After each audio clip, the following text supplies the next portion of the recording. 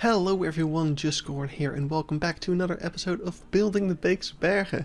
And in the last episode, well, the last episode's been a while, but what we did between the last episode and now was make this thing that you can see on this billboard over here. We recreated an episode of komt, by the Dokter, which was a Dutch TV show about the veterinarian of the Beekse Bergen, as well as another zoo, Dierenrijk Nunne. It followed the veterinarian of those zoos, or the veterinarians, I should say, Jacques and Christine Kraandorp, on their day-to-day doings at work. And we recreated that episode. It's on the channel, you may have seen it. I'm really happy with how it turned out, and making it was so much fun. We did like about half of it live, and about half of it I just did in between those streams. And I think it'd be fun to throw up some of the highlights from those streams on here now. So let's have a look at some of that.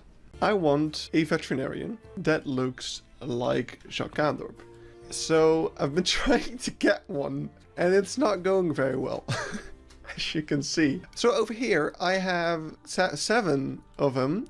But none of them have the right hair color. These guys have the wrong, face. These guys have the wrong hairstyle. We have this guy, which is the closest I've got to what I want. I want him, but with this skin color. So what I'm doing now is I'm taking away their path. And this is going to cause them all to teleport to the entrance of the zoo.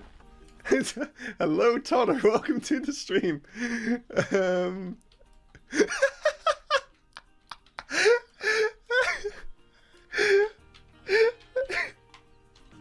Here comes the rest. Welcome to the veterinarian apocalypse. You can see which ones are fired because they're the zombies. Let's have a little staff member migration. Oh god. No, it got worse. It got worse. Oh no. Oh, it's like in Zoo Tycoon 2. And the Majestic Vet migrating to the staff room. I mean, just look at this. How much room does this building have? This is like a little clown car. Like, how many vets can we fit into the building? They're still coming.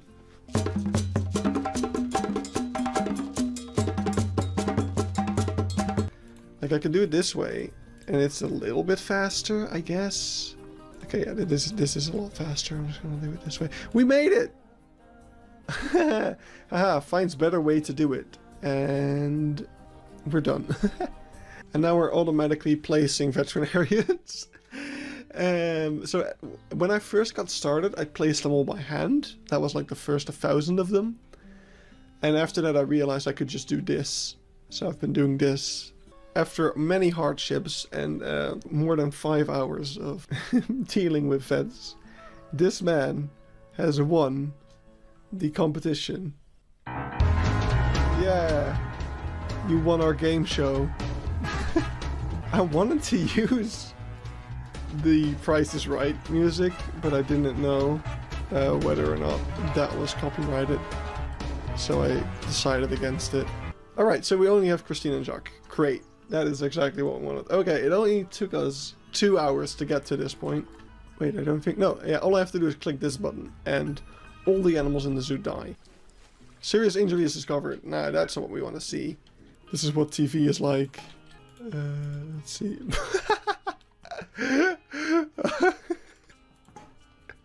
Yeah, okay, that's a bit too much. Yeah, this is an issue. He can't get to the tiger.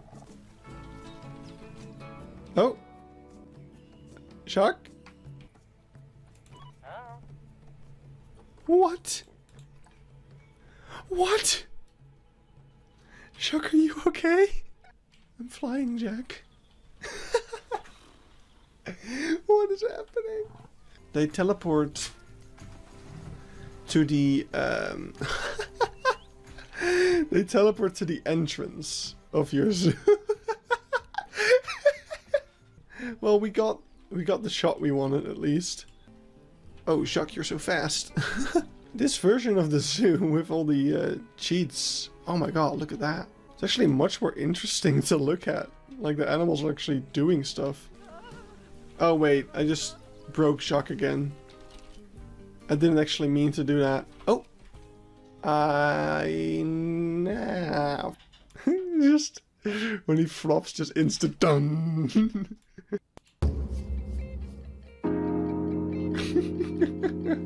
So yeah, as I said, it was so much fun making this, and I hope you guys enjoyed as well. And if you have a lot of time on your hands, you might be interested in revisiting those streams. I think they were a lot of fun. They are, of course, very long, seeing as how they were streams. But good thing about watching the back is that you can kind of skip through the boring stuff. Anyway, let's get out of here, because there's one more thing I want to show you guys before we get to what we're going to be doing in today's episode, and that is that we're going to go through this little unfinished area, which is going to be the bus stop. We'll be working on this soon enough. I do have reference for it now that I have visited the zoo pretty recently. It's actually been 2 months already. Jesus, time flies. But as we get over here, another area I made new reference photos of back then was this backstage area. And I have slowly but surely gotten started on it. You can see most of it is still in its placeholder looks, but the first building over here has been set up, and I just noticed that there's a little mistake over here. Gotta fix that. But yeah, this first building over here has been put in place, and it is fairly detailed. I tried to not make it too detailed because it is just a little backstage area, but I mean, I have literally been inside this building, so how could I not give it my all? So let's have a look. This is the office of the manager of the zoo, basically. So if we just go inside here, we have some desks over here. There's a printer as well that I had to make. Like I tried to use workshop items for this, but this area was so small I couldn't fit any workshop item in here. So I made this printer myself, these tables myself. These things are from a workshop item, which can always be found in the description. There's a Google Docs document with all the workshop items I've used. This one isn't in there because it's not really a workshop item, I don't think. It was made by Haribo, part of the gift shop that I am making for him, and yeah, it fit perfectly here, so I just wanted to use that. And over here is just some more computer stuff. Then there's a meeting room in the back. Then over here there is a coffee machine, and this is a toilet, but yeah, didn't really have the space and stuff to make that all work. And then through here is the actual office of the manager himself. So he has a little desk, and there's some chairs, and I think there was like a filing cabinet here. I didn't make really any pictures in here because I felt like that was kind of taking things a bit too far. I could have asked, I guess, but yeah. So in the future we will be expanding this, but for now I want to head back to this area where we left off last time. Last episode we built the red panda habitat right over here, and in today's episode I want to be continuing on with the opposing arboreal habitat. It's currently empty because the gibbons that used to inhabit it sadly passed away in 2019. So it's just an empty habitat with some climbing frames. Of course, in the meantime, it has already been reused for black and white rough lemurs, but for now we are building the zoo before the kind of corona changes, and the habitat being reused for black and white rough lemurs is one of those corona changes. So for now it's an empty gibbon habitat, and that's what we will be building it as. And after we finish that, we are going to continue on to the Okapi stall. We're going to skip the Sitatunga habitat for the time being, because I really just want to get this little stretch of land finished in the near future. Alright, so step 1 has been made. As we walk through this path leading up to the red panda habitat, we get to our little empty gibbon habitat over here. And yeah, I basically finished it. So if we walk up to it, there's a little sign over here which says that the gibbons have been moved to another habitat. It's actually not true, but that sign was there before the habitat got repurposed. Yeah, there's a sign saying that the gibbons moved to the other gibbon habitat at the front of the zoo, but they were actually never there when I was at the zoo, at least, because they had already passed away by then. But yeah, going up the ramp over here, we get to the habitat itself. It's very overgrown, it's very messy, that is kind of just the state it was in. They've kind of trimmed down all the bushes and stuff by now, but yeah, when I was here last year, there were many bushes, many whatevers, and yeah, there's just a bunch of trees, some climbing structures, and back there is the little backstage building, which has a little thing back here as well, and just some stuff. So yeah, that is the empty arboreal habitat. So now we are going to move to over here to the Okapi and Nyala stalls. I'm gonna lay out the fence, and then we can start working on everything else. Alright, I have been laying out the Okapi habitat, and it's actually proving to be quite difficult, and the reason for that is trees. If you look over here at my reference grid, you can see, well, you can't see all that much. There is trees everywhere, and I have overlaid images from 2019, which have a lot less shadow, making it a bit easier, and I also have an image from 2018, which shows me some other things, especially down here, but I'm actually kind of done with that, so let's actually go back. So I think this is roughly how the habitat is, but the main difficulty I'm running into right now is we've got over here these stables for the forest buffalo. We've got a little wooden stable, and we've got the stable for the dromedary camel. And if I just go into here, you'll see those same buildings. So we've got the dromedary camel building, the wooden stable, and the African buffalo stable, forest buffalo I should say. But over here is another little building, which we couldn't really see from above in Google Maps. But yeah, here you can clearly see it right over there in between the forest buffalo stable and the Okapi stable. So yeah, let's figure out where to put that exactly. Alright, I think I've got everything in just about the right spot. And down here I have the visitor side of things mostly foliaged up. So we've got the first viewing area. Then we've got another little adventure trail, which I think still needs some revisioning, but I'll get into that. And then as we move along, we get to the Okapi place itself. Now I want to get started on the habitat, but I mean, what is a habitat without a stall? So I think I'm actually going to start working on the Okapi stall first.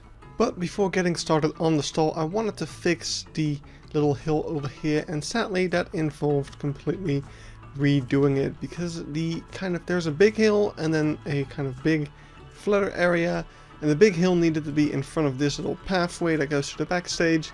This bench, which is halfway down the big hill, has to be in front of this hill, which is the old red panda habitat, and then this thing needs to extend further than the second hill of the red panda habitat, which is two little hills, and I just couldn't get that right for some reason, but now I have it, so now I can put all the pathing back in and redo all of that foliage.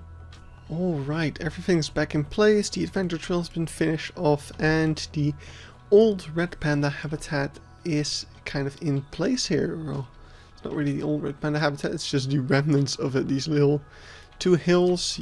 Before, in the past, there was a barrier, a very short barrier actually, that went along here, and that was the old red panda habitat. I actually still have a video of it, let me pull that up. You can actually see it over here. We walk from the current red panda habitat, I take these stairs down. You can see my awesome Zelda backpack over there, and then this is that adventure trail that we just made, and look at me wearing flip-flops. It was a very hot summer day, I should point out. Anyway, this is the old red panda habitat. So you've got this little metal barrier, and with a hot wire by the looks of it going along to make sure they don't climb out of it. But yeah, then over here, that was the red panda habitat. It's pretty small and very basic, but yeah, apparently it got the job done. Well, it didn't really, because I've heard several stories of red pandas escaping from here. But yeah, this is that old habitat. It's still there, but they took down the barrier and the red pandas have moved over here. Anyway, enough about red pandas. I mean, I could talk about them all day, but we are here to talk about the Okapi area. I've made a little start on the Okapi stalls, which you can see over here. Not really happy with it quite yet. Trying to get the color right is proving to be difficult once again. And I gotta say, I'm not quite happy with where this is going quite yet. These little shapes on top are very difficult. I'm using the faux rock for it at the moment, and that seems to get it done pretty well. I'm probably not going to use a different material for it, simply because of how small I have to make this. This is like 1.5 by 2 meters. The material I'm also not quite happy with. The mud walls work pretty well. The temple pieces less so, but I can't use mud walls over here because of how small this needs to be. So yeah, that is quite difficult. Plaster looks a bit too flat, but this has the stripy issue. So I'm not sure what I'm going to do about that yet. I'm going to have to look into it. Alright, so here's a cool little thing you can do. I was starting to work on the front of this building. I was going to do the font and stuff, but then proper. There's also a lot of markings around the building that I was going to do, but it's kind of difficult because the sun is right there, and no matter how I twist or turn it, the lighting conditions of this place aren't great. Because of the backlight, it just looks very, very dark. But here's a little thing you can do to solve that. Just put up a wall and the game will auto adjust the light, and now it looks a lot brighter just because we've blocked out the sun. So yeah, now I can actually just get to work and actually see what I'm doing, which is pretty great. Alright, so I started some of the detail work of the painting on the front of the building, and it's kind of difficult. Like, the fonts are fine.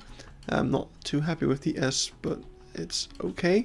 But it's these other kind of paintings that I'm really kind of struggling with, because it's possible to do them, but especially in the corners here, they're going to get really, really difficult. Alright, so I tried some other ways to do it, but I couldn't really come up with anything that was easier. Like, I found other ways to do it, but they just looked worse and were still a lot of work. So I think we're just gonna stick with this. I've actually done some other things as well. Over here we have these things that go around the corner, which were even worse to do. They don't look great, they stick out here and there, but from the right angles they look fine. I might try to fix it for angles like this, but all in all I'm pretty happy with it. But yeah, the real difficulty here is that there's just no way to copy things from one place to another. Like, I'm gonna have to completely redo this over here, and again over there and over there, all the way around. I will be, hopefully, I knock on wood for that, but I should be able to kind of copy things over on these walls because they are flat mud wall walls. But yeah, again over here I won't be able to copy stuff, and on the interior we are a bit more lucky with, again, a lot of mud walls. But yeah, this is gonna take a while. Alright, the exterior is 99% finished. I just need to do these little markings up there that are just like these but slightly different, and then yeah, the exterior of the paintings is done, and we can move on to the back of the building, which is going to be very similar to the reptile house. It's going to have this same texture on it.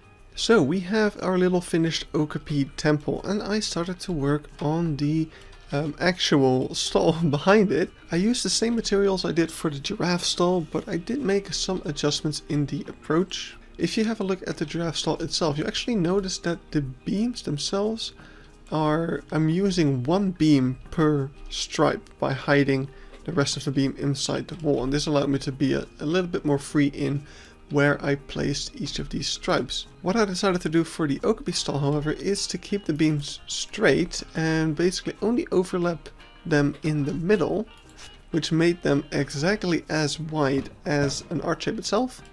And then I could kind of even them out a little bit and kind of fill in all of the gaps. And yeah, that actually works out really, really well and results in a very nice looking wall over here. So once I had all of that in place, we are now working on the inside. I started making all of these gates, but of course before I could do that I had to kind of figure out the layout of the inside itself. So I use off the R-shape to kind of measure out where each of the stalls are going to be, and yeah, each of the gates as well, and that's where I have now placed all of the gates. I also put in an Okapi over here. This is, I think, the male. Let's see. Yeah, that is definitely the male. So that is going to be Zukuma. Zukuma is the male breeding bro. Father of two. So yeah, I put him in just to see if the skill was good, if it was actually going to be possible to put some Okapi in here, and by the looks of it, yeah, it's gonna be just fine. I expected them to be bigger, but the skill all works out really well. Alright, I thought I'd quickly record something because I've actually already gone through several iterations of this interior, and I was almost going to finish it before recording anything. So let's go over some of the stuff that you are seeing. So the viewing area is still not done, don't look at that. But we've got this awesome little wall texture over here, which is actually supposed to be kind of the same material as the outside, but then painted white. But I tried making it the same way with the girders, but it didn't really look right. So what I ended up doing instead is using cylinder arch shapes to make like a little stripe when you put it into the wall like that. And that looks a lot cleaner, as it should on the inside of the building. This looks a lot cleaner. So yeah, that looks really cool. Then we've got all of these fences, which are made up out of these things, the new word sign support post double. Which are recolorable and are very nice little thin beams that make it possible to make, yeah, all these little fence posts like that. And then you've got some wood to cover it up. These are all kind of separate things, like this is a door and this is a door, of course, but I made just a flat thing. It looks fine from over here, and it's like, why add unnecessary detail that's only gonna give headaches. Then we've got this awesome vent thing, which is a workshop item by Eben, and in the back here we've got more walls. And what was the thing that I was going to mention? Oh yeah, the girders at the top aren't actually girders anymore. I did use the girders at first, that was kind of iteration 1, but the girder piece is just so big that it looked really off. Like it just, yeah, it took way too much space. So I ended up just doing this instead. It looks a bit less nice, but it looks nicer in the fact that it's nice and small and tucked away in the ceiling. And yeah, the Okapi is still able to move around on this little mulch patch over here. So that's all really good. Oh yeah, and we also have these little doors over here. I don't know if they actually go all the way. I do know what they're for. I think there's Dick in this stable or stall as well. I actually don't know why. Like the Dick, as far as I know, are over here in the woodland aviary right here. These are Dick, and so I don't know why there's a stall for Dick over here, because as far as I know they're not on the safari field, and there's not really anything else nearby where one would have Dick. But yeah, there are Dick in here, so that's what those little gates are for.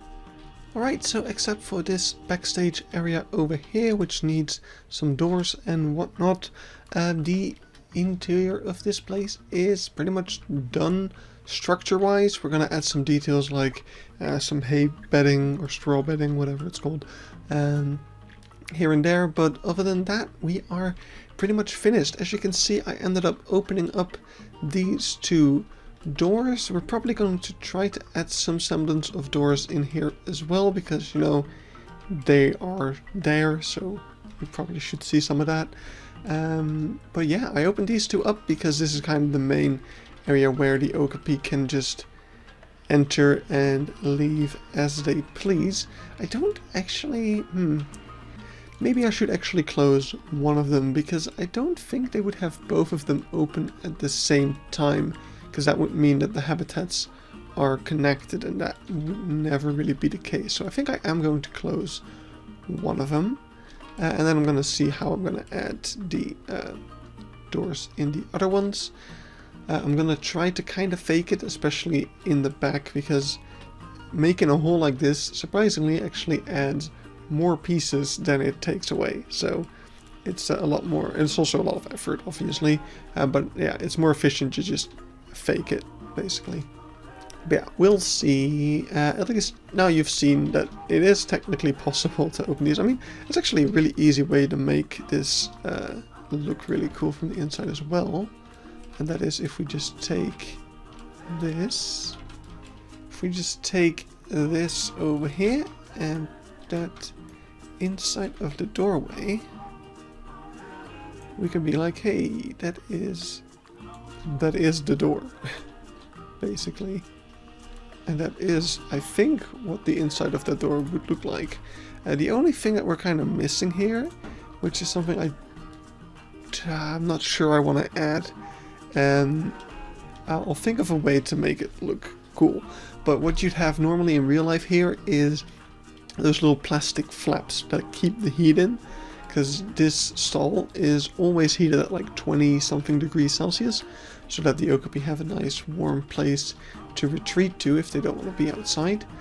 So yeah, there's always these plastic flaps that kind of keep the heat in, and what's cool about that is that the Okapis are always licking them. Like whenever I see an Okapi standing near one of those doorways, they're always licking the plastic flaps. They just love it. So I'll think of a way to make those plastic flaps and make them look good. Alright, so I added all of these fake doors by just removing the wooden planks and putting that same kind of material behind those plastic flaps. Did I already show the plastic flaps? I don't think I did. I made plastic flaps out of the glass pane rectangles, just overlapping those to create kind of different colors and different shades, and that looks pretty good, I would say. And yeah, so we closed this door off. I had to do a little bit of fixing up in the back because a lot of those things ended up sticking out over here, but I fixed all of that, and I opened up this door over here instead. And I thought I'd quickly share my reasoning behind it. Oh, I gotta fix that up as well, but I thought I'd quickly share my reasoning behind it. I'm not an expert, so I'm not 100% sure that this is the case, but I do know that Okapi are basically solitary creatures, so they usually live by themselves in the Congo jungles, and that's why I feel like the zoo would not open up all of these doors for them, but instead they would open up one so that there can be an Okapi inside over here or outside over here, whatever they want. And then the same thing for a different stable and the other outdoor habitat, so that this one also is able to go inside if they want to, but they don't necessarily have to be in the same space as the other Okapi, because yeah, they might want to be alone instead. So I'm not sure if that's how it works, but I'm pretty sure it does. It would make a lot of sense at least. Also, I added these cross things over here. Those were still missing, and I actually don't know why these are only on the left side of the building, because I triple checked and there's none of those on this side of the building. So if you're like an engineer or an architect and you know why those things are there, please let me know. I'm kind of curious. Okay, this is actually pretty cool. So this is a shared habitat between the Okapi and the Nyala, and the Nyala are actually small enough to fit in these small little stalls that we have. So that's actually super really cool. That we are going to be able to have like a Nyala in the background there, just to really show that, yeah, these are actually stalls that are in use and stuff. So yeah, really, really cool. Alright, some final details have gone in, like doors over here to access the kind of backstage of the stall. There's also some kind of junk just lying around in this stall over here. I saw that in one of the videos where they showed kind of this backstage area. And I suppose when they're not accepting any Okapi, that's not a good way to put that. I suppose when there are no like deliveries of Okapi or other animals anytime soon, that then this stage is a nice place to just put some stuff if you need a place to put them. Wait, did I even explain that? No, I didn't. The reason I say that is because over here we have the backside of the stall. Not a lot going on, except that we do have some bit of infrastructure here, where if a new Okapi has to be moved in, or an old Okapi has to be moved out of the zoo, I think they use this little road over here. They place a crate next to this door, and then when the Okapi walks in there, they can close it off, and yeah, that's for moving out. Or if they walk out of the crate into this stable over here, then they can close the gate as well, and then they're in. So yeah, I did the same on the other side, but I actually don't think that this stall is used for moving stuff in and out. I mean, why would you have two of them? I think actually that on this side of the Okapi stall, these two doors are for letting Okapis into this habitat, and there's the third door I think is to let animals in and out of this habitat, which is part of the car safari, and the last door I think goes to a small little field over here. Maybe if an animal is not on display at the moment, they want to give us some privacy. That's what they have that area for. That's the feeling I have. I can't really tell. All I have is Google Maps and some vague shots from YouTube videos, but I think that's about how it works. So yeah, other than that, we do have a bit more detail added to the ceiling. I wasn't really happy with how flat it was. Well, in real life it's kind of a corrugated type of deal, but I couldn't use the actual corrugated sheets because these are way too big for the sides, and even these are still too big. So yeah, I had to make my own. So I just used a bunch of art shapes, and that ended up pretty nice. Like, it's just that little bit of extra detail that really kind of ties it all together, I guess. So yeah, that is pretty much the interior of the stall done. Alright, so I was just finishing up the interior of the viewing area. I was actually just copying over pieces of these paintings wherever I could. So basically I just copied over this wall with temple pieces and all, and put it in here, so I could just copy over that, and then I flipped that to get it on this side as well. So I'm kind of doubling up on temple pieces, which is saving me the time of having to redo all of those paintings, which I thought was a good trade. Now these ones over here are actually a lot easier because they're again on the mud walls, so that's a flat surface, so all I have to do is really just paste it on there. But then I found out there's actually no markings on this side. So yeah. Alright, ending things off here because this video is probably way too long already. I have finished all of the painting marking thingings on the inside of the stable. So as we come in here, we have markings over here, and every corner has like a different kind of marking to it. So over here, once again, we got these. We got all of these little circle thingies at the top. Then here's a different corner marking, and then over here we've got another corner with another pattern, and same goes for this one. And that is all. This got a little messy, but it's good enough. I was really done with these markings, but yeah, I thought I just have to finish it, right? Like now, at least now we have a 100% complete Okapi stable. Another little detail over here, I noticed that the inside of these doors actually have the same pattern, so I put that in. It's not the same for all the doors from what I can tell, like just this one, because of course that one is most visible to visitors, probably why they did that. But yeah, that really is everything for now. So in the next episode we are going to be working on the habitats themselves. So there's one habitat on this side and another over here, and there's a bit of a garden area sort of thing over here that we'll probably also try to finish then. But for now, that is gonna be it from me today. Thank you guys so much for watching this episode, and I'll see you in the next video, stream, or whatever comes first. Bye bye.